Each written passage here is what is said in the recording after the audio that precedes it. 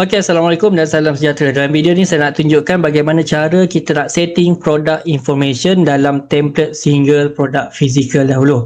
Alright, so untuk setting, anda pergi ke bahagian workspace anda, lepas tu Omni Channel dan Open Board.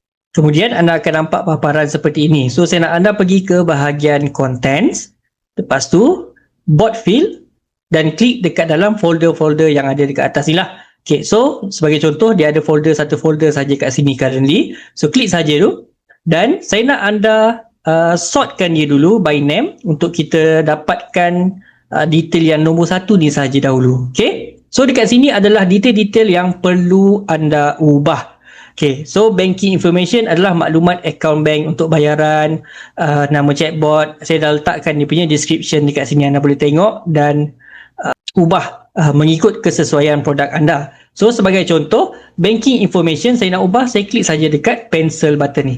Pencil ni, lepas tu saya ubah saja saya punya maklumat bank. Kalau ada dua, boleh masukkan dua. Kalau ada link QR kita nak bagi pada customer nanti, masukkan saja QR code tu kan. Masukkan link. Nanti saya akan ajar macam mana kita, anda boleh tengok dalam video basic macam mana cara untuk managekan media. Cara manage media dekat dalam sistem Seposen ini. So dapatkan link dia, masukkan dekat sini link QR tu nanti. Okay. Kemudian bot name, nama chatbot, current order number, biasanya saya akan pakai 1000 lah dekat sini. 1000 dan saya akan save. So bila orang order tu, orang pertama yang order dia akan jadi 1001 order number dia.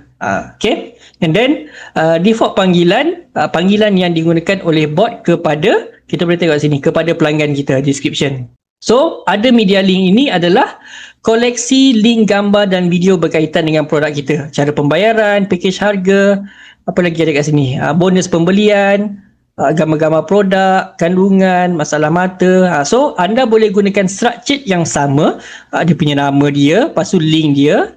Okay, and then description, apa benda yang kita perlu letakkanlah supaya description ni, supaya AI faham link yang kita bagi tu untuk apa yang ada dekat dalam link tu sebenarnya. So ni visual tunjuk QR, duit now, nombor akaun bank Islam, nama akaun bla bla, dan arahan untuk hantar resit detail penghantaran. So bila kita masukkan dekat dalam AI punya prompt tu nanti, AI tahulah bila dia perlu gunakan, bila dia perlu sertakan link ini.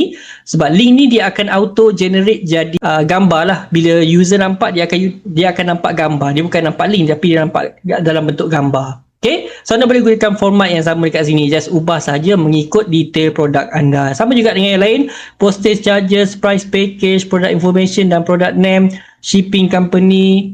Lepas tu apa lagi? Testimony link. So itu adalah basic apa yang anda perlu buat dahulu untuk make sure bot tu pandai menjual lah produk anda. Nanti kita akan go untuk setting yang kedua, untuk setting nak buat funnel, contoh script dan sebagainya pula. Okay, Assalamualaikum dan salam sejahtera.